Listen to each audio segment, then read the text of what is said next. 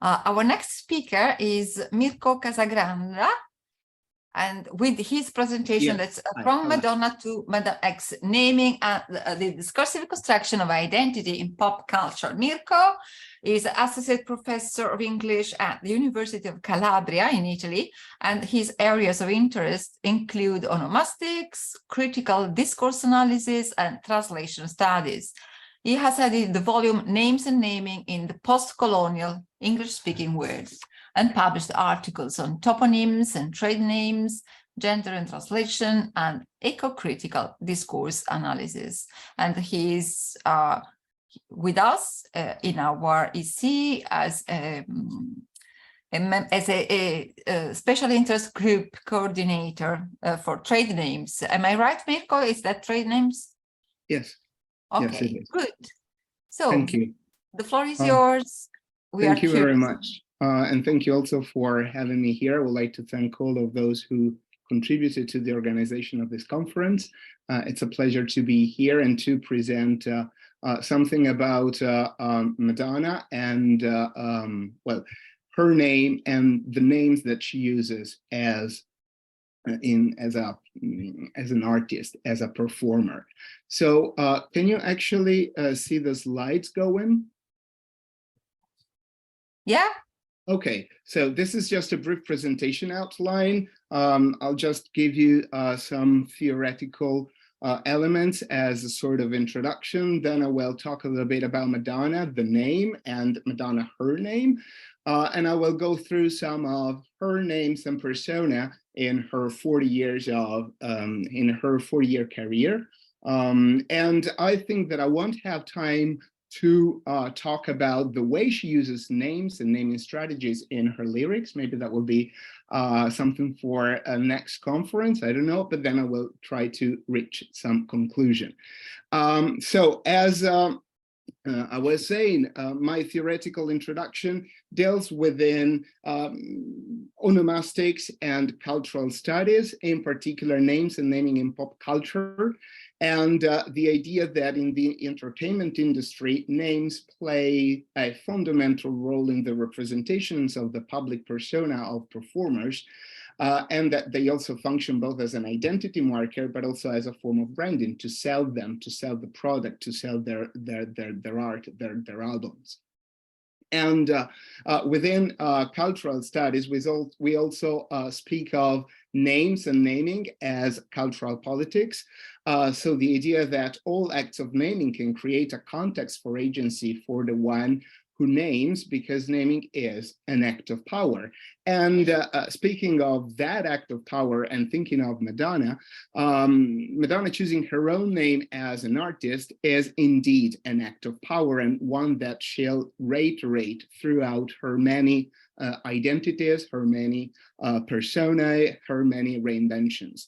And such act of empowerment is also related to the religious discourse embedded in her given name, Madonna, and also her will to subvert that discourse from a, let's say, feminist point of view. And we could also say that her name per se, the name itself, is already a sort of discourse. Naming as cultural politics, here I have a quote from Barker.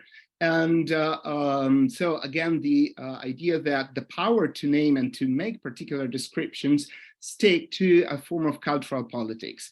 So issues of cultural representations are political because they are, sorry for the typo, they are intrinsically bound up with questions of power. And going back to Madonna, Madonna first claims power over her name and her identity by choosing the name itself, Madonna. And then she uses new names and identities whenever she wants to explore new cultural, social, or political issues. She deals with them and represents them through her art by resorting to names and naming practices, also self-renaming or self-naming. And whenever she tackles a new cultural discourse, she creates new names. She names herself, she gets herself a new identity, a new persona that justifies and defines that issue, that topic, be it sexuality or spirituality. So names are, I believe, the starting point, which is not just a matter of giving a name or a title to an album or a project, but identifying with that project and that discourse, becoming and embodying it.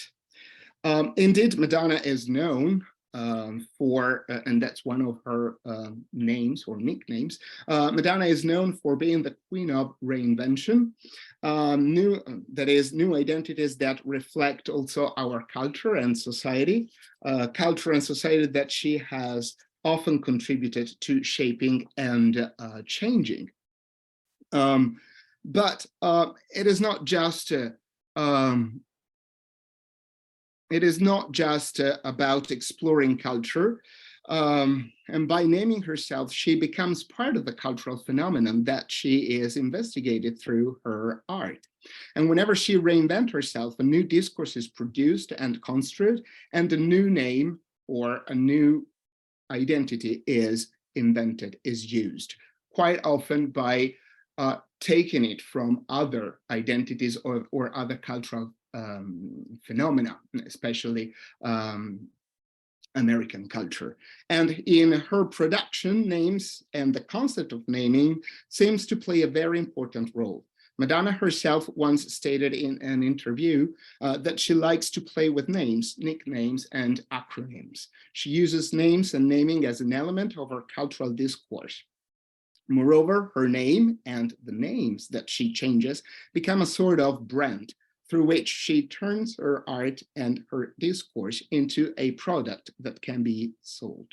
Taken to its extreme consequences, her name is used to name products and becomes the epitome of the reification of also her name and herself. And in this case, however, she is the one in charge. She is the one in control. That's something that she wants, not someone else. So she's not just, she has full agency of that. And the proliferation of names seems also to hide her true self. Each mask, each persona is presented and represented through a name, and the fragmentation or prismatic nature of her identities hides who she is. Such cultural discourse is always public, and nobody knows her, like her true self, despite all these identities, despite the many identities she performs in public. And focusing on her name, well, here you have a definition from the Oxford Dictionary of First Names. So of course, it comes from an Italian title of the Virgin Mary, literally My Lady, applied to countless Renaissance paintings of beautiful young women with or without infant, representing the Mother of Christ. And its use as a given name is fairly recent. It's a fairly recent phenomenon arising especially among Americans of Italian descent. And of course, since the 1980s, the name has been particularly associated with Madonna, the American pop star. Her full name, actually, because there is quite a misunderstanding about that, is Madonna Louise Veronica Ciccone. So Madonna is not a pseudonym. Madonna is not a name that she decided to use as a singer. That's her real name. Actually, her mother was also named Madonna, and there is this very strong connection between well, her mother, who died when she was 5, and Madonna herself. And quite often she uses this acronym MLVC, also on the cover of her Like a Prayer single. A way to identify herself through an acronym, and she used that also in the teaser of her upcoming tour that was released a few days ago. And she says, yeah, 4 decades of music avec moi, MLVC. Welcome to the party beaches. And that's the screenshot of that. Of course, Madonna as a name is almost blasphemous, even though in some cultures using religious or God's names is quite popular and accepted and acceptable. I'm thinking, for example, about Jesus in Spanish cultures or cultures where Spanish is spoken. And in terms of identity construction and definition, it's closely related, closely tied to religion, which is something that immediately resonates with Madonna, the artist, Madonna and her production.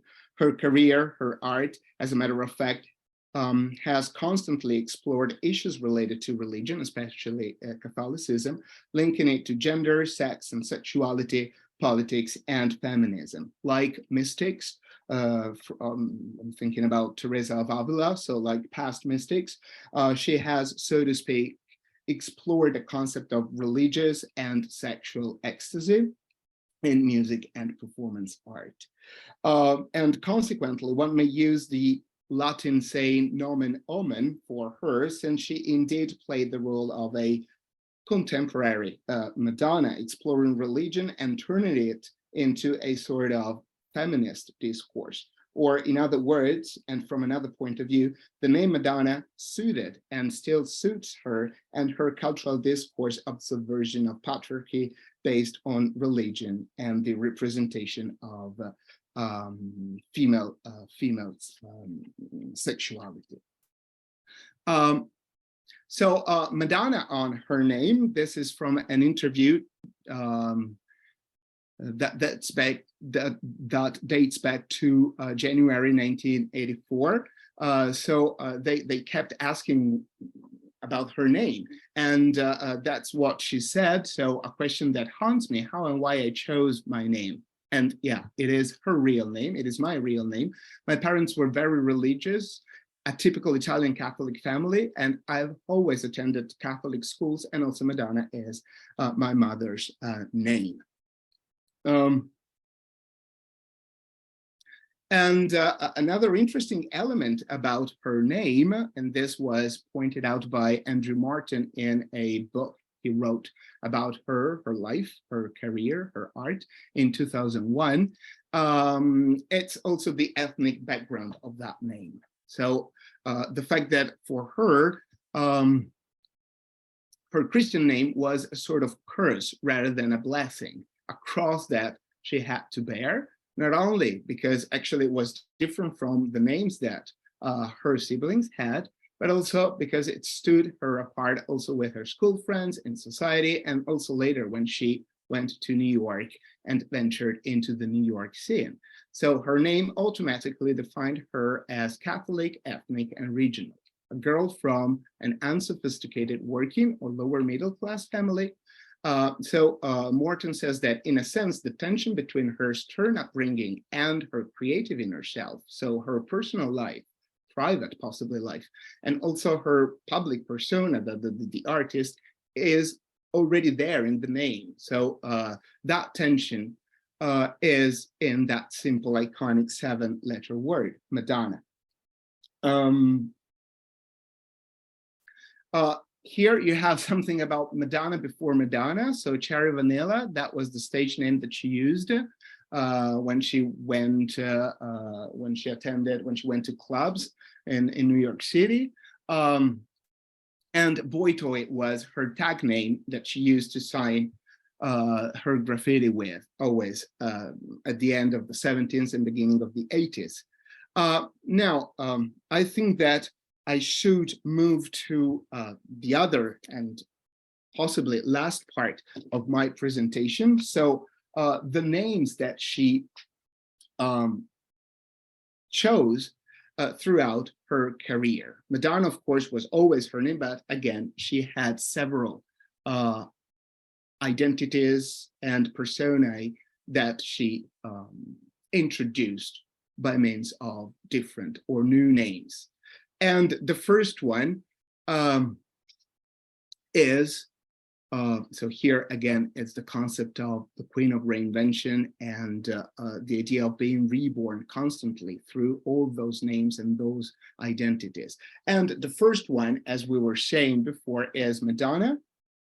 So here it's the first album that was released in 1983. It's a self-titled album. And Morton says that about the name of the first album, the title of the first album, that first album made Madonna a household name. So something that is recognizable, well known by the public. And from a naming perspective, quite often the first album by an artist bears the artist name. It's a very simple form of branding. You not only sell the product, but you also sell the artist and their image and their role within the cultural production system. And quite often, album titles represent the theme of the album itself, its concept. So usually borrowed from one of the songs, possibly the first single or one of the singles. And in this case, the self-titled albums, Madonna, goes back to what we said before about the coexistence in that name of such postmodern, we could also say, cultural discourse. So religion and femininity, womanhood, and how they coexist today in our contemporary world. So we could say that Madonna choosing her own name for her first album is also willing to introduce the denotative elements of that name. So it's a marketing strategy, of course, but still related to the role names and naming play in Madonna's discourse. And the second album, Like a Virgin, here actually that is not really a name, even though it refers to, I think that it's like a way to play with her name again. So Madonna as the Virgin Mary.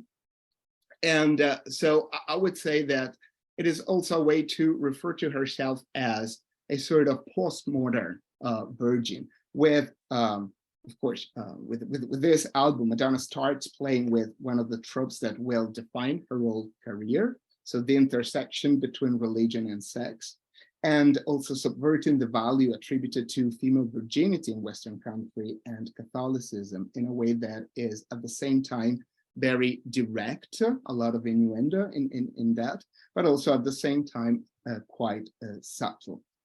Also because if you listen to the lyrics, that they're not that explicit. It's more the visual element, as you can see in the cover, that carries that sexual element. And I would say that with this album, Madonna truly starts or is fully aware of the cultural changes, the cultural discourse that she is about to construct. And that's something that she constantly does throughout her career. Also, Material Girl from the same album is actually a nickname that is now being used to refer to her, especially by the media. She doesn't actually refer to herself as the Material Girl. And in that case, also the intertextual reference, so the Marilyn Monroe imagery, is very interesting. Another example of how Madonna used names to introduce a new change or a new turn in her cultural discourse is I'm Breathless from the film Dick Tracy. So that's an album with music from and inspired by the film Dick Tracy. And I'm Breathless, of course, is a phrase that could refer, also could have a sort of sexual or sensual reference, but actually Breathless Mahoney is the character that she portrays in the film. So she is simply saying, this is me, my name is Breathless Mahoney. So she plays again with names in that album. Erotica, actually it's not the name of the album or a name in particular associated with a song, but the whole alter ego that she uses for that project about the exploration of sexuality. So the persona inspired by Dita Parlo, a German actress from the pre-war era. And the first song of the album starts with, my name is Dita, I'll be your mistress tonight. So again, she uses that name to represent and discursively construct female sexuality. Also in Bad Girl, one of the songs there in the video directed by Fincher, the protagonist is called Louise Oriole, Louise being her second name, and Oriole, the name of one of the streets she lived with. Ray of Light, another change, another turn in her career.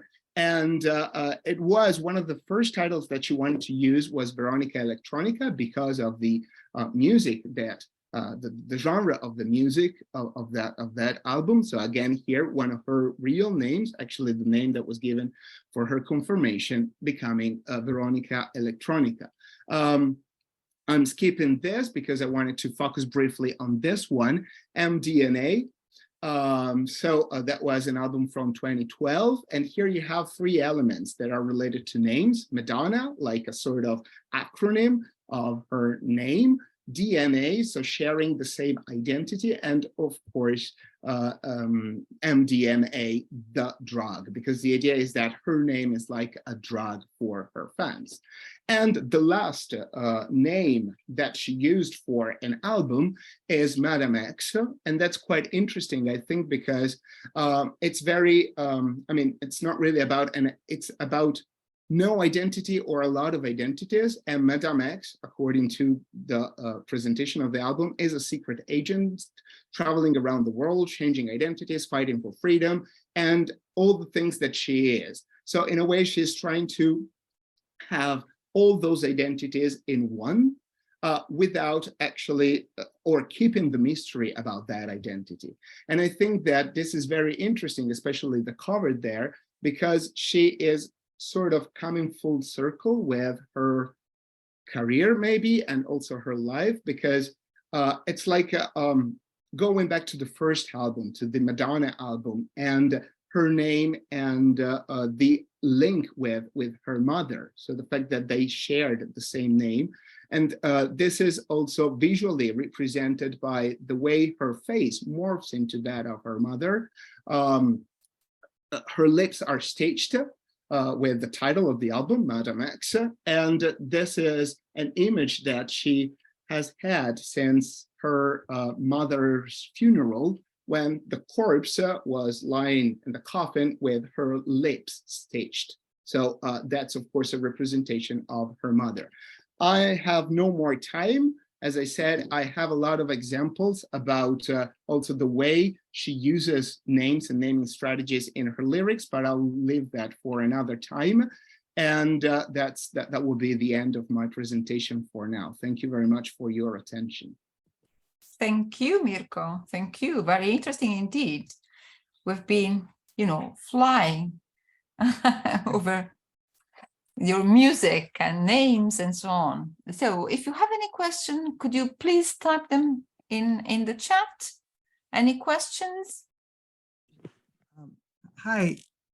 Hello, hi. Hi, Mirko. I mean, I think everything you say about how Madonna uses names and all that is great, but unfortunately you got fooled by Hanks and Hodges make a major error when they say that Madonna was primarily a name used by Italian Americans. It's just the opposite. I mean, people evidently assume that because Madonna herself had an Italian surname, that somehow the first name was used by Italian Americans. Madonna's mother was not of Italian descent. Madonna's mother was French Canadian. Yes. And the French Canadians were like one of the first people in the world to really deliberately search out unusual names for their children. And if when I did research on the name Madonna, when I wrote an article about it on her birthday in my newspaper column, in the American census, the group which is least likely to be named Madonna are Italian Americans.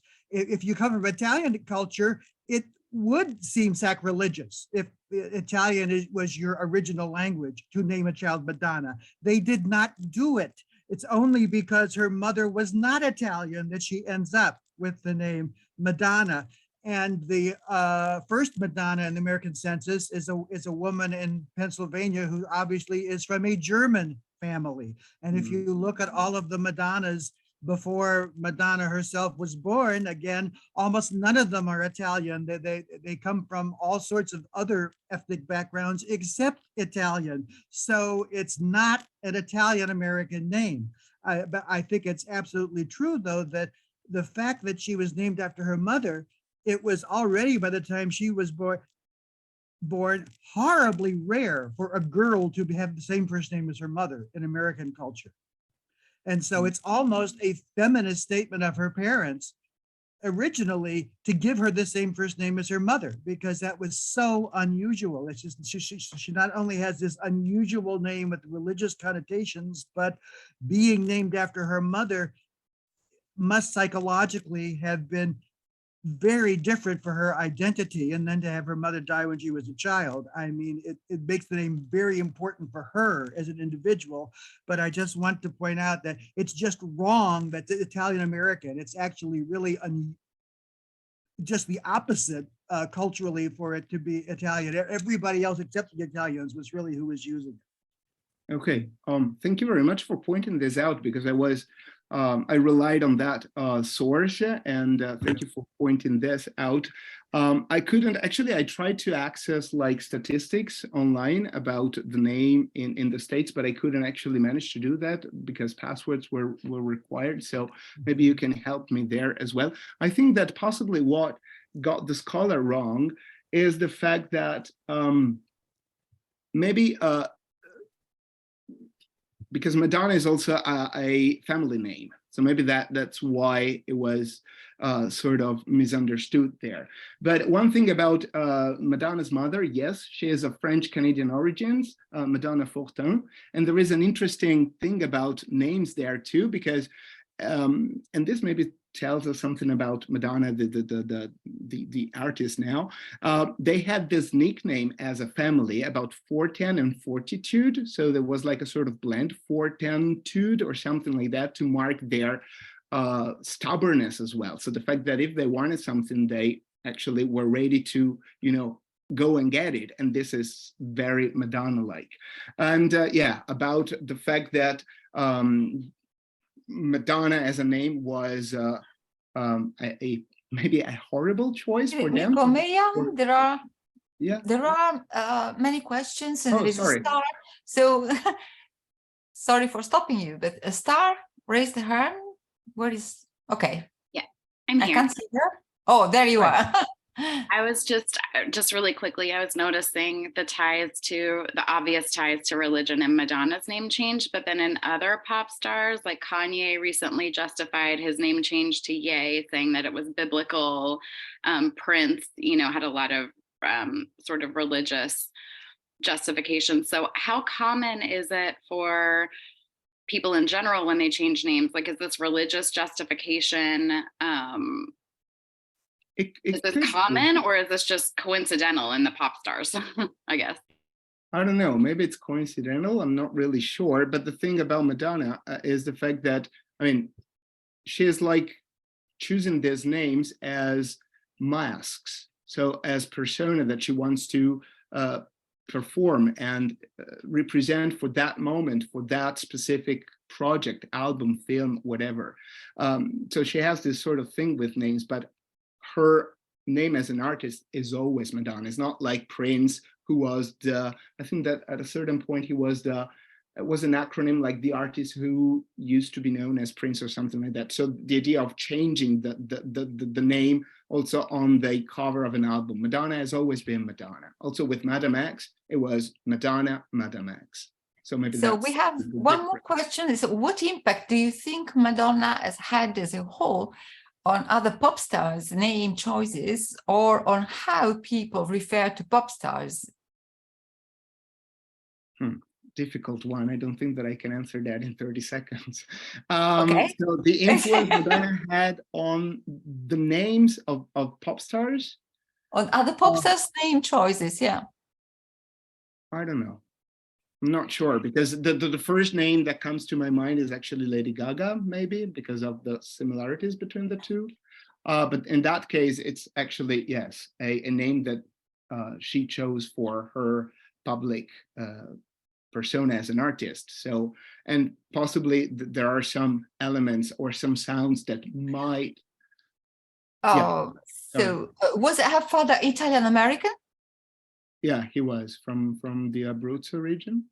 Yeah, and one more is Prince changed his name. When pop stars do this, is it personal preference or part of marketing their image as popularity? And does it reflect any changes in their personal life? I think that as far as Prince is concerned, that's more personal, like something that came from the evolution, the development of his life. Sometimes that's done because of marketing reasons. Also, the name that some bands or some artists are given as performance is chosen by the industry. It's not their choice. So Madonna was lucky in this sense because it looked like a pseudonym or a nom de plume, but actually wasn't. Very quickly, we have Sarah's comment. Ziggy Stardust, sorry, the artist formerly known as Prince. She's providing the name in the chat. Ziggy Stardust. That is David Bowie, and that I would say that Madonna has always said that that David Bowie inspired her a lot, and there are some similarities there. So like the artist name, but then the sort of persona that the artist in that moment for that project wants to represent. I'm so sorry, that's interesting, but I must stop you. I know, thank you very much. And if you want, just so very interesting discussion, and we can't stop talking, but we have next speaker.